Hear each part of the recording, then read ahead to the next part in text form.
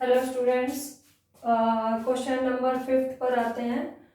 Find the slope of a line which passes through the origin. आपको एक line का slope निकालना है जो कि कहाँ से पास हो रही है, ओरिजिन से पास हो रही है। और कहाँ से पास हो रही है, the mid point of the line segment joining the points this and this. तो सीधे सीधे दूसरा पॉइंट नहीं दिया गया और कहा गया कि जो मिड पॉइंट है इन दोनों लाइन से, इन दोनों पॉइंट से जो लाइन ज्वाइन होती है उसके मिड पॉइंट से हमारी जो रिक्वायर्ड लाइन है वो गुजर रही है। तो सॉल्यूशन की तरफ जाते हैं। तो सबसे पहले हम इन दोनों पॉइंट्स का मिड पॉइंट निकालेंगे। तो क्वेश्चन में हम चलते हैं, mid point of the line segment P Q P B. तो P और B के जो लाइन सेगमेंट बनेगी उसका मिड पॉइंट, फॉर्मूला क्या होता है मिड पॉइंट का, x1 प्लस x2 अपॉन में 2 coma y1 plus y2 bye 2। तो इसका मतलब क्या हुआ कि x कोऑर्डिनेट में हम ऐड कर देंगे तो ये क्या हो जाएगा 0 प्लस 8। तो 0 प्लस 8 अपॉन में 2 कोमा -4 प्लस 0 अपॉन में 2। तो जो हमारा मिड पॉइंट आएगा देखो क्या आएगा 4 और -4 बाय दिस तो 2 माइनस का 2। तो हमारे पास मिड पॉइंट आ गया 4 - 2। अब हमें उस लाइन का स्लोप निकालना है जो कि ओरिजिन से पास हो रही है और इस पॉइंट से पास हो रही है। तो हमारे पास 2 पॉइंट फॉर्म में हम स्लोप कैसे निकालते हैं, slope of a line passes through, अगर हमारे पास x1 y1 and x2 y2 से पास हो रही है कोई लाइन, तो उसका फॉर्मूला क्या होता है हमारे पास y2 माइनस y1 अपॉन में x2 माइनस x1। तो ये हमारे पास फॉर्मूला होता है। तो इस यहाँ पे हमारी लाइन कहाँ से गुजर रही है, 0 0 से, और किससे गुजर रही है 4 -2 से।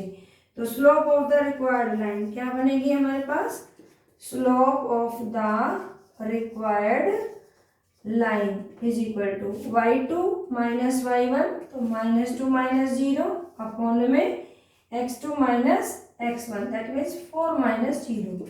तो -2/4 दैट इज -1/2। तो ये हमारा स्लोप होगा उस रिक्वायर्ड लाइन का। तो नेक्स्ट क्वेश्चन पर चलते हैं। नेक्स्ट क्वेश्चन कहता है कि without using the Pythagoras theorem, आपको पाइथागोरस थ्योरम का यूज नहीं करना है। शो दैट द पॉइंट्स, ये point, this points and this points are the vertices of a right angled triangle. तो ठीक है, देखते हैं जरा। तो लेट अस अज्यूम दैट कि हमारे पास ए जो है एक राइट एंगल ट्राइंगल, मैंने ए के ट्राइंगल ABC मान लिए। तो ए के वर्टिसेस मैंने 4 4 ले लिया है, बी के वर्टिसेस मैंने 3 5 ले लिए हैं और सी के वर्टिसेस मैंने -1 ले लिए हैं। तो वो कहता है कि पाइथागोरस थ्योरम का तो यूज ही नहीं करना है और आपको मतलब और किस तरीके से आप दिखाएंगे कि ये एक राइट एंगल ट्राइंगल है।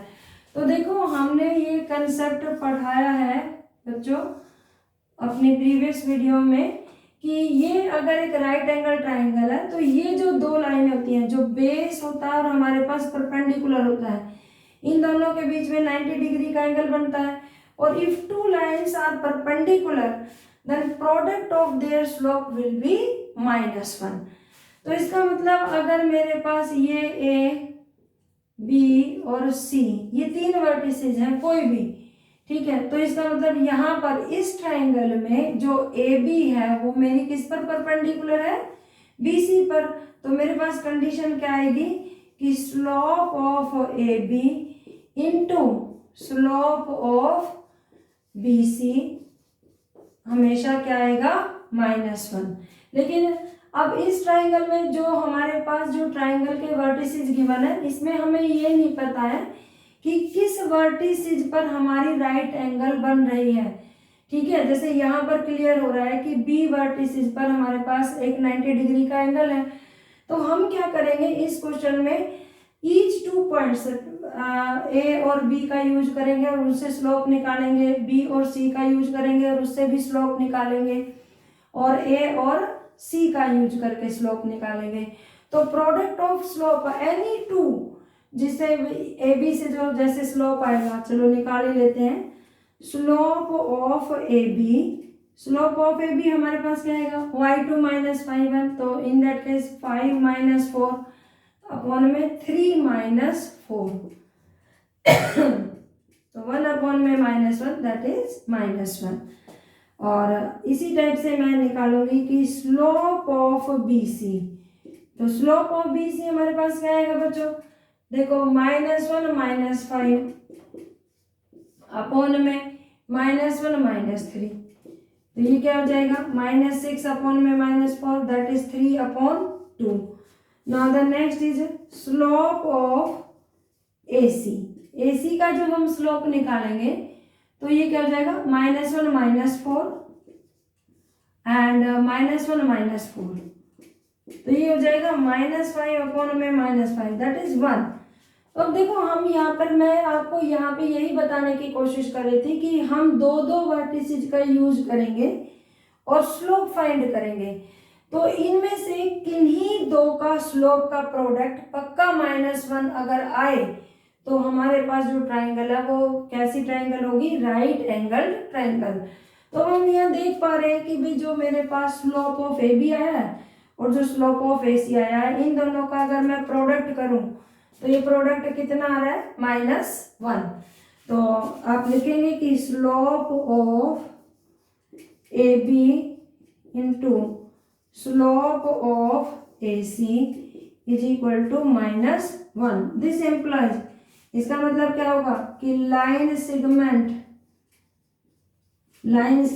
ए बी परपेंडिकुलर होगी किस पर, लाइन सेगमेंट ए सी पर। अब देखो इसमें ए वर्टिसेस कॉमन है, ठीक है, तो इसका मतलब क्या होगा कि ए पर 90 डिग्री का एंगल फॉर्म हो रहा होगा।